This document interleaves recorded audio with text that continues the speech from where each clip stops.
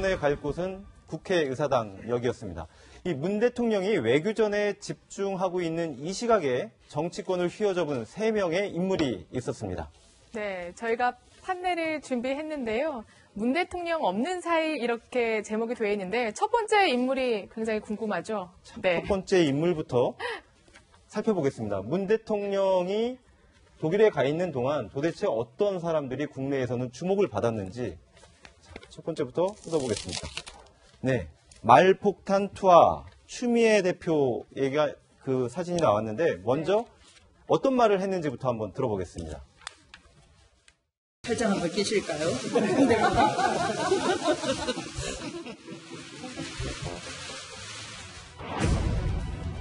두 당의 그 선대위원장이었던 박지원 전 대표, 후보였던 안철수 전 의원께서 몰랐다 하는 것은 머리 자르기 일이죠. 지금까지 민주당이 보낸 여러 가지 협치에 관한 이야기들은 전부 거짓 제안이었다고 해석할 수밖에 없습니다. 추미애 대표의 진정성 있는 사퇴와 또 대표적 사퇴를 강력히 요구를 합니다. 정부 여당이 경고합니다. 숫자 들어가는 것은 다 안 됩니다.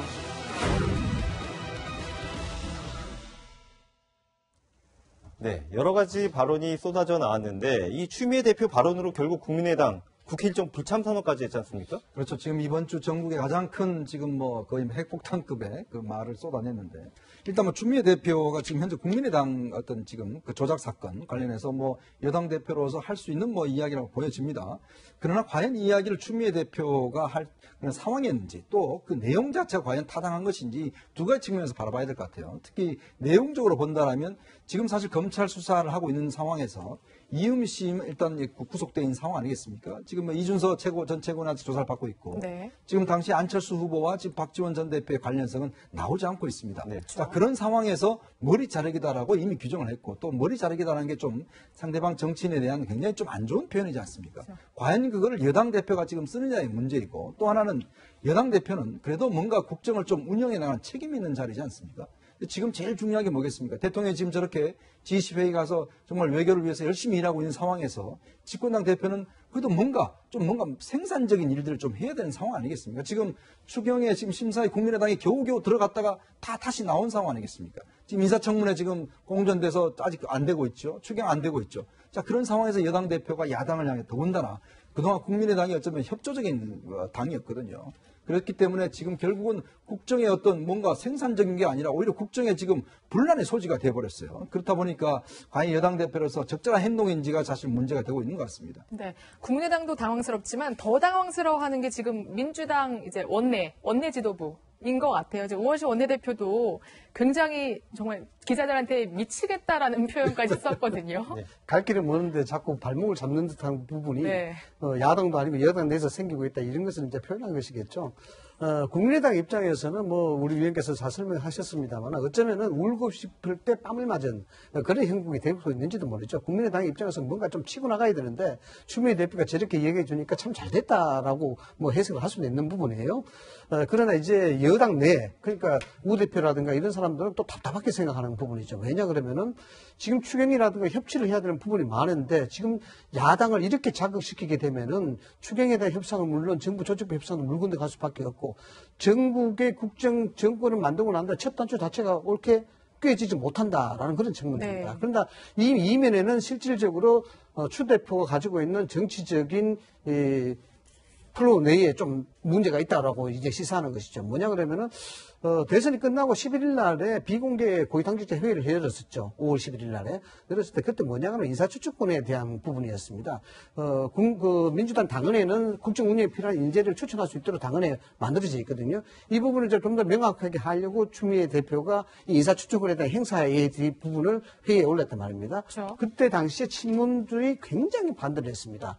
그런 반대 자체가 궁극적으로 뭐냐 그러면은 추미애 대표 자체가 정치적인 입지를 위해서 당내를 장악하려는 그러한 움직임이고 여기에 대해서 친문 세력을 용납할 수 없다라는 부분이죠. 결국 당내의 헤게모니에 비쳤기 때문에 지금 이런 상황도 굳이 이야기를 하지 않아도 불구하고 본인의 존재적인 가치, 이 상징성의 부각, 뭐 이런 정치적인 이득 때문에 하지 말았어야 될 얘기를 하고 결과적으로 추경에 대한 발목 잡기를 여당 내에서 하고 있는 것이다라는 것을 이제 비판적으로 이제 보는 시각으로 이야기를 한 것이라 보는 거죠.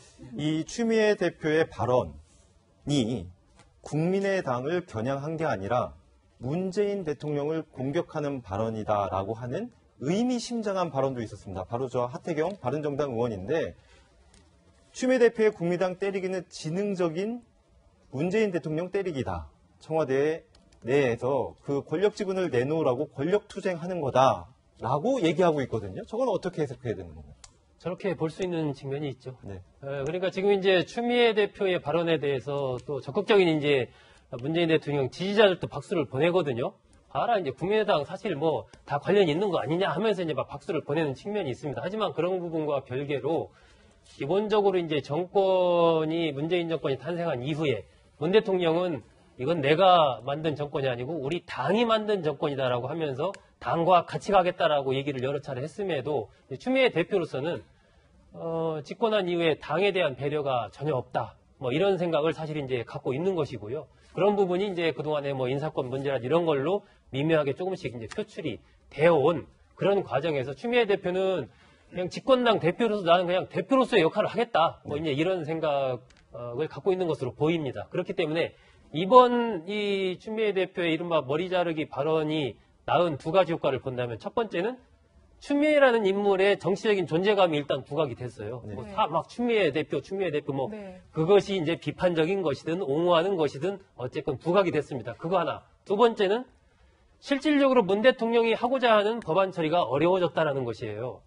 그렇다면은 그런 두 개를 놓고 봤을 때 아까 하태경 의원과 같은 해석을 정치권에서 내놓고 있는 것이죠. 그 부분은 일정하게 뭐 그렇게 볼 수 있는 측면이 있다고 보여집니다. 그런 해석이 충분히 가능한데도 불구하고 사실 두 번째가 사실 걱정스러운 부분이 있는데 문재인 대통령이 취임하고 나서 첫 일성의 일자리 많이 만들겠다. 그렇죠. 그래서 추경을 해야 되겠다라고 얘기를 하고 있는데 지금 야당에서는 어떻게 보면 파트너일 수 있는 국민의당조차도 출자 들어가는 건 다 안 된다. 추경안도 통과 못 시켜주겠다. 라고 지금 얘기하고 있는 거 아닙니까? 그래서 사실은 이 민주당이 이제 대통령 후보 경선 때부터 안희정 지사가 끊임없이 지적했던 문제가 바로 그 문제 아니겠습니까? 결국 사당 체제 하에서 여당이 이끌어 가려고 하면 어떤 면에서 연정을 하든지 협치를 할 수밖에 없는 구조다. 자, 그런 문제에 대해서 이제 결국은 사당 체제 하에서 120석밖에 없는 여당이 어떻게 운영을 하겠습니까? 법안 하나 통과시키지 못합니다. 네. 자, 그렇게 될 경우는 결국은 대통령이 여러 가지 좋은 뭐 이미지나 여러 가지 뭐 외형적인 모습은 보여주지만 국민들한테 실제로 손에 들어온 건 아무것도 없단 말이죠. 지금 법안 통과된 게 뭐가 있습니까? 사실 지금 이렇게 2개월 지나갔는데 정권이 지금 뭘 없단 말이죠. 7월 국회 여기서 만약에 추경이 통과되지 않으면 이제 이 추경은 없어집니다. 바로 이제 국회 본회의로 이제 나중에 넘어가서 그때부터 사실은 본회의산으로 이제 처리가 될 수밖에 없는 상황이거든요. 자, 그렇다면 문재인 대통령 입장에서는 지금 지지도 높을 때 그래도 뭔가 국민들이 원하는 것을 해줘야지만이 내년 또 지방선거를 좀 기약할 수가 있지 않습니까? 자, 그런 제일 절호의 기회에 사실 이렇게 이제 여당 내에서 이렇게 틀어버리니까 사실 일자리 문제 같은 경우에 벌써 한 15,000명 정도 지금 모집을 하는 거 아니겠어요? 공무원들 같은 경우, 소방공무원 등등 해서. 자, 이걸 위해서 많은 청년들이 지금 노량진에서도 얼마나 공부를 열심히 하고 있겠습니까? 근데 이번에 통과가 안 되면 이번 하반기 모집을 못 합니다. 자, 그렇게 돼버릴 경우는 사실은 여당의 입장에서 볼 때는 이제 그때부터는 공격을 받을 수밖에 없는 입장이에요. 언제까지나 이렇게 높은 지지를 유지할 수가 없거든요. 그렇기 때문에 실제로 지금 추미애 대표 같은 경우는 그래서 청와대에서도 아니 이건 너무 자기 정치하려는 거 아니냐. 내년 지방선거 때 혹시나 뭐 어디 출마하시려고 하는 거 아니냐. 이런 이제 지금 의심의 눈초리를 보이고 있는 상황이기 때문에 청와대로서도 정말 답답한 상황이죠. 그래서 지금 우원식 대표가 지금 정말 미치겠다는 이야기가 거기서 나온 것 같습니다. 네, 실제로 그러니까 정말 이런 관측이 있더라고요. 서울시장이나 다른 뭐 선거를 출마하기 위해서 자기 정치를 한다. 그리고 실제로 지금 말씀하신 것처럼 문 대통령의 오히려 행보를 막고 있지만 문 대통령 지지자들은 오히려 추미애 대표에서 굉장히 열광하는 반응을 보이고 있거든요. 그걸 어쨌든 네. 뭐 추미애 대표 또 반대급부를 노리고 있다고 이렇게 해석을 할 수가 있는 것이죠. 그러나 지금 민주당은 굉장히 답답할 수밖에 없겠죠. 지적하셨다시피 결론적으로 아주 간단하게 본다 그러면은 추미애 대표의 즉 발언 자체가 추경을 막고 있는 것은 확실해지는 거죠. 이 추미애 대표의 발언으로 인해서 국민의당 협조해서 비협조로 돌아설 수밖에 없는 그런 상황인데 그런 상황에서 본다고 하면 민주당 입장으로서 추미애 대표가 그런 것을 부스럼 만든다 이렇게 보는 겁니다. 그런데 이제 우리가 여기서 예의주시해야 될 부분은 그럼 왜 하태경 의원이 굳이 바른정당의 의원으로서 저런 얘기를 했겠느냐 이거 아니겠습니까? 그렇죠. 바른정당 하태경 의원이 가만히 있어도 되는데 굳이 이야기를 해줬단 말이죠. 뭐 추미애 대표가 잘못하고 있지 않느냐라고 이야기하는 겁니다. 이 자체는 궁극적으로 민주당 내에 균열이 누구에 도움이 되느냐. 바른정당이 캐스팅 보드로서 역할을 할 수 있는 입지가 좀 더 올라갈 수 있다. 즉 브랜드 가치가 올라갈 수 있다는 그런 부분을 노리는 것이고 궁극적으로는 국민의당을 도와줘야만이 향후 있을 수도 있는 정계 개편이라다 이런 데 있어서 상당 우위적인 위치를 확보할 수 있다. 그런까지 전략적으로 계산하고 하태경 의원은 이야기한 것이다. 이렇게 보는 거죠. 저는 추미애 대표 발언이 기본적으로 굉장히 좀 부적절했다라고 보는 편이거든요. 일단은 뭐 말의 품격이라는 측면에서 머리 자르기 이런 표현 자체가 굉장히 국민들이 듣기에 안 좋다라고 보여지고 두 번째는 사실관계에서 이 부분에 대해서 이유미 씨 조작 사건에 대해서는 지금 현재 수사가 진행 중인 사안인데 네. 거기에 대해서 집권당의 대표가 안철수 전 후보와 박지원 전 대표가 뭐 관련이 있는 것처럼 이렇게 이야기한 거 그것도 부적절했다. 세 번째는 기타 법안 처리 관련해서 이 야당이 협조를 얻어야 되는 상황에서 집권여당 대표가 저러한 언행을 함으로써 이것이 더 어려워진 거. 이 전략적인 측면에서 부적절했다라고 보는데 그 막후에는 결국 저는 이제 문재인 대통령이 국회를 보는 시각 네. 이것에 대해서 어떤 좀 전환이 좀 와야 되지 않느냐. 대기점이 필요하다. 예, 그렇습니다. 그리고 이제 문 대통령이 나는 국민을 보고 가겠다. 네. 지난번에 얘기를 그렇게 했지 않습니까? 그런데 지금 본다면 야당과의 관계에서도 문제가 생기지만 지금 야당들은 계속해서 예를 들면 송영무 후보자 그리고 이제 조대혁 후보자 같은 경우에는 이거 안 된다라고 지금 얘기를 하지 않습니까? 그러한 부분은 이제 문 대통령이 어떻게 받아들일 것이냐. 그리고 야당과의 관계는 그만두고라도 이 집권당과의 관계 이런 부분을 청와대에는 빨리 좀 어떤 정상화 이 제대로 좀 정무적인 그런 능력을 좀 발휘해야 될 시점이 아닌가 싶네요. 네. 다음 인물로 넘어가 보겠습니다. 네. 문재인 대통령이 없는 사이 화제가 되고 있는 두 번째 인물. 군기반장이라고 이름이 적혀 있는데요. 임종석 비서실장이네요. 예. 이거는 이상희 교수께 여쭤보겠습니다. 예. 그러니까 청와대에서 근무를 하셨기 때문에 대통령이 없는 사이에 3차례 업무폰으로 전화를 걸었는데 만약에 전화를 받지 않으면 인사상 불이익까지 주겠다라고 했습니다. 공기반장 역할을 톡톡히 해야 네. 되겠죠. 대통령을 직무해야 되고 대통령의 보호자 역할도 해야 되고 네. 대통령을 대시해서 국정에 대한 컨트롤 역할도 해야 되는 게 비서실장의 의무입니다. 1960년대부터 비서실장이라는 자리가 정부 조직법에 들어가 있는 부분이거든요. 그 부분에 있어서는 뭐 법상으로 이입된 권한이라든가 위임 자체가 명시가 되어 있기 때문에 뭐 두말할 필요가 없습니다만 특히 대통령이 순방하고 대통령이 외국으로 순방하는 그리 당시에는 비서실장의 역할이 그만큼 중요할 수밖에 없습니다. 더군다나 지금 정부 초기거든요. 네. 정부 초기에 있어서 공무원들의 어떤 소위 말해서 기강이라든가 이런 것들도 비서실장의 행태에 따라서 상당히 많이 움직이기 때문에 비서실장으로서는 대통령이 없는 사이에 교육 잠을 못 잔다고 봐야 됩니다. 거의 잠을 못 자고 대통령이 또 시차가 거꾸로거든요. 독일하고 그렇죠. 한국 거꾸로이기 때문에 새벽에 어떤 때고 전화할 줄 모르니까 잠을 거의 못 잔다고 봐야 됩니다. 24시간 그냥 또 눈으로 거의 대기를 할 수밖에 없는 상황이기 때문에 아마 굉장히 심적으로 피곤하지만은 그러나 자칫 이런 북한의 문제라든가 긴장 관계가 계속 유지되고 있는 상황 그리고 국회 관계 추경에 대한 관계 이런 예민한 문제도 있는 이상은 비서실장으로서 역할을 얼마든지 상당히 자칫하면 오해가 될 수 있는 그런 소지가 많기 때문에 긴장할 수밖에 없는 그런 상황이라고 봐야 되겠죠. 실제로 노무현 정부 시절에 이제 미국에 갔을 때 노무현 전 대통령이 청와대에 전화를 걸었는데 아무도 받지 않아서 그렇죠. 발칵 뒤집히는 일이 있었다고 들었거든요. 네, 그런 적이 한 번 있었습니다. 네. 특히 이제 이럴 때 같은 경우 또 청와대 직원들이 뭐 점심 약속을 해서 오랫동안 또 안 들어온다든지 뭐 이런 네. 것도 사태도 있기 때문에 왜냐하면 항상 좀 징크스가 있어요. 대통령이 외국 나가실 때 꼭 국내에서 뭔가 일이 터지는 좀 징크스가 있기 때문에 네. 그런 것도 이제 방지하게 지금 뭐 침대를 지금 자기 방에 갖다 놓고 지금 한다는 거 아니겠습니까?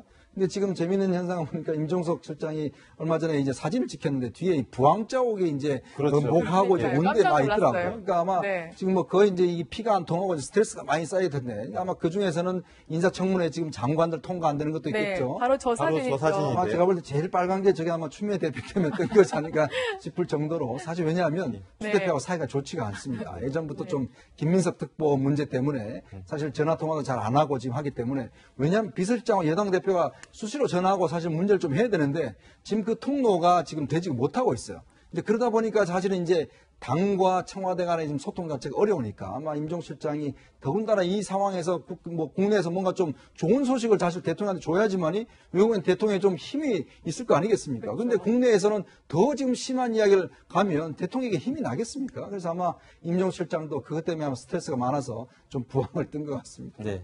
원래 비서실장이란 자리가 지난번에 문재인 대통령도 노무현 대통령 시절에 비서실장 할 때 그때 하도 막 이 경무에 시달려가지고 이빨을 그때 10개 이상 임플란트를 했지 않습니까? 치아를요? 예, 네. 치아를. 네. 그래서 지금도 약간 이제 발음이 약간 어눌한 부분이 그것 때문에 그런데 그만큼 이제 비서실장이란 자리 자체가 청와대 전체 또 국정 운영 전반을 관장하는 부분에서 아주 중요한 위치에 있기 때문에 더군다나 대통령이 외국에 나가 있으면 그 책임이 더 이제 무거워지는 거죠. 그래서 지난번에 뭐 공개된 사진은 그 직장 상사 떠난 부하 직원의 모습이다 해서 활짝 웃는 모습 막 나오고 했는데 네. 사실은 뭐 그때 표정이야 그렇다 해도 실제적으로 돌아오면 훨씬 더 책임이 무겁죠. 그러다 보니까 저런 이제 스트레스가 심해지고 부항도 뜨고 뭐 임플란트도 하고 그렇게 되는 거죠. 아마 부항 자국만 지금 나타났으니까 저거밖에 보이진 않습니다만 실질적으로 청와대 의무실에 가면은요. 네.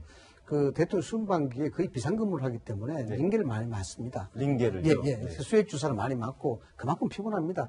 바깥에서 보기 시간에 청와대 가면은 굉장히 뭔가 화려할 것 같고 네. 아주 뭐 좋을 것 같은데 실질적으로 뭐 대통령이 있으나 없으나 또 특히 없을 때는 더욱더 경무에 시달린다 봐야 또 돼요. 없으면 더 좋으실 줄 알았어요. 지금 아마 책임이 화면에는 더 커지기 네. 때문에 예, 지금 화면에는 임종석 비서실장 그 얼굴이 자꾸 나가고 있는데 사실은 굉장히 피곤하고 그리고 신경이 곤두서 있고 부항을 뜰 정도로 온몸은 피곤하고 이런데도 불구하고 대통령 앞이나 아니면 사람을 대면할 때 보면 항상 웃고 있거든요. 원래 임종석 실장의 성격이 네. 저는 뭐 개인적으로 제가 개인적으로는 모르지만 잘 아는 사람들 얘기를 몇 차례 들은 적이 있는데 성격 네. 자체가 원래 사람들 만나서 잘 웃고 그러니 좀 낙천적인 성격이 있는 데다가 아마 전날은 또 이 배웅하면서 조금 더 환하게 웃었기 때문에 더더욱 화제가 됐던 것 같아요. 뭐 네. 내가 웃는 게 아니라 아마 그런 이야기가 좀 나올 것 같아요. 임 실장이 원래 성격이 굉장히 좋습니다. 좋은데 지금 자꾸 이제 여러 가지로 지금 겹치다 보니까 지금 ICBM뿐만 아니라 지금 인사청문회 장관들 그다음에 추미애 대표 문제 또 국회 관계 뭐 이런 게 지금 네. 전부 다 프레스가 가다 보니까 아마 이번에 그래서 대통령이 그 윤현창 수석하고 저 장하성 실장은 따라오지 말라 그러고 이제 네. 그거 이제 임종 실장이 요청을 했거든요. 도저히 국내 상황이 이제 없으면 안 되겠다 해서 사실 그래서 두 사람이 따라가지 않았습니다. 그만큼 지금 국내 사정이 녹록지 않는 상황이죠. 네, 네. 알겠습니다. 너무나 잘 웃어서 이름이 미스터 한박이. 한박이라는 네. 별명까지 이렇게 붙었는데 저게 네. 웃는 게 아니다라는 말이 가장 적확한 것 같습니다. 오늘 문 대통령이 없는 사이 세 번째 화제 인물을 한번 보겠습니다. 막말 자제. 이거는 정말 흥미로운 제목인데요. 항상 이분의 말을 했을 때 무슨 말을 하든 화제가 됐었는데 이상하게 최근에는 별다른 말이 들려오지를 않고 있습니다. 역시 대표가 예. 자리가 무거운 것 같습니다. 이 대표가 네. 되기 전에는 사실은 뭐 매일 연일 사실 홍준표 대표의 발언 때문에 네. 우리가 뭐 방송에서 이야기를 하고 뭐 바퀴벌레다 뭐다 해서 이야기를 많이 했지 않습니까? 근데 대표가 되고 난 다음에는 굉장히 좀 보면 국정 전체를 보는 듯한 말씀 많이 하세요. 특히 인사 문제도 뭐 대통령이 한 대로 해줘야 된다. 그리고 뭐 우리가 협조해줘야 된다 이야기하고 있어 오히려 정우택 원내대표가 지금 좀 이상할 정도로 지금 어떤 면에서 보면 이 홍준표 대표가 조금의 이제 대표로서의 어떤 자리를 좀 잡아나가는 뭐 그런 상황이 아닌가 보여집니다. 네, 실제로 얼마나 달라졌는지 좀 확인을 해봐야 될 것 같거든요. 네. 홍준표 자유한국당 대표입니다. 결국은 친박 해당 정부에서 주사파 해당 정부로 바뀐 것이군요. 자, 우리가 서로 그 협치를 굳게 국민들 앞에 약속한다는 의미에서 팔짱 한번 끼실까요? 하자는 대로 하겠습니다. 앞에 나왔던 장면은 6월 18일이었고요. 네. 다음 장면이 7월 4일이었는데 보름 만에 이렇게 달라질 수 있을지 참 신기할 정도입니다. 어떤 의도가 있는 걸까요? 그러니까 일단은 뭐 이른바 이제 창업의 과정과 수성의 과정은 달라져야 한다라는 그 고전적인 이야기 있지 않습니까? 결국 당대표가 되는 과정, 그리고 지난 대선 후보 과정에서는 굉장히 공격적일 수밖에 없는 그런 과정이 있었고, 하지만 이제 제1야당의 당대표가 됐단 말입니다. 그러면은 이른바 수성의 과정에서는 좀 뭔가 변화가 좀 필요하다, 이런 판단을 좀 하는 것 같고요. 두 번째는 이게 지금 홍준표 대표로서는 기본적으로 1대1 구도를 생각을 하고 있는 것이거든요. 마찬가지로 지금 민주당 대 자유한국당의 구도, 그러니까 국민의당과 바른정당은 없어질 것이다, 언젠간. 없어져야 될 당이다. 이런 얘기를 뭐 본인도 여러 차례 했지 않습니까? 네. 그런 식으로 1대1 구도를 그리는 그런 상황이기 때문에 이러한 부분에서는 대통령이 이 뭔가 지금 집권초에 이렇게 해가려고 하는 이런 부분에서 일정하게 제1야당의 대표로서 일정하게 협조해주는 모습을 취하는 것도 그러한 1대1 구도를 만드는 부분에서 어떤 바탕을 깔아가는데 괜찮다. 이런 판단을 하는 것 같습니다. 그리고 세 번째는 이제 이 길게 봤을 때 바른정당과의 어떤 보수 대통합 이런 것들을 염두에 두고 그런 부분에서의 일정한 뭐 주도권 이런 것들을 잡아가기 위해서는 내부 혁신이 필요한데 그걸 위해서는 약간의 어떤 숨고르기 지금 그런 것들을 지금 준비하고 있는 것 아닌가. 그것은 이제 혁신위원회 구성 이런 부분에서 100% 다 외부 인사로 해서 강력한 어떤 조직과 인사 정책에서 혁신을 하겠다라는 것을 앞두고 이제 그런 부분에 대해서 여러 가지 좀 이렇게 구상을 좀 가다듬고 있는 것 같습니다. 예, 불과 이틀 전에도 그 자유한국당 최고위원회의에서 문재인 대통령이 해외에서 외교 활동을 하는 동안에는 청와대에 대한 비판을 자중하겠다라고 밝혔거든요. 그런데 그것뿐만 아니라 지금 사실은 홍준표 대표가 처한 상황을 보면 대법원 판결도 앞두고 있어요. 이 여러 가지 것들이 복합돼서 저렇게 지금 자제하고 있는 거 아닌가라는 그런 지적도 있습니다. 글쎄, 뭐 설마 대법원 판결이 본인한테 불리하게 작용될까 싶어서 먼저 저렇게 한다. 이건 뭐 좀 많이 좀 지나친 해석인 것 같고요. 뭐 그거보다는 이런 거죠. 이제 전략적 차원에서 책임의 자세로 돌아섰다. 이렇게 저는 해석을 할 수가 있습니다. 왜냐하면은 지난 대선 당시에는 결국 보수 결집을 할 수밖에 없었기 때문에 날카로운 그런 대립적 구도를 만들어야 되는 것이고 네. 지금은 뭐 새로운 보수 가치를 만들어야 되기 때문에 여기에 대해서 막말이다 이런 게 하게 되면 보수 가치 자체가 상쇄되기 때문에 좀 더 이미지 변신을 해야 되겠다는 그런 입장으로 선회한 것 같습니다. 네. 마지막으로 짧게 하나 질문하겠습니다.